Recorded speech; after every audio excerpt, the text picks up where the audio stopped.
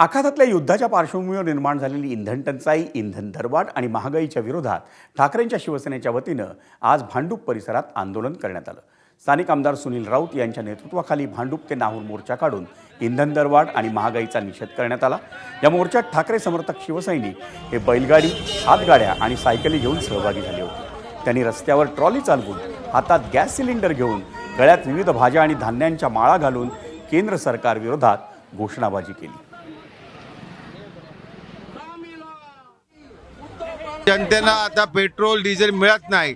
Petrol डिझेलचे भाव वाढलेले आहेत। सामान्य महिला अत्यंत त्रस्त आहेत। घरामध्ये जे अन्नधान्य, जे किराणा सामान 500 रुपयात द्यायचं होतं ते आज 2000 मध्ये 2000 लागायला लागले।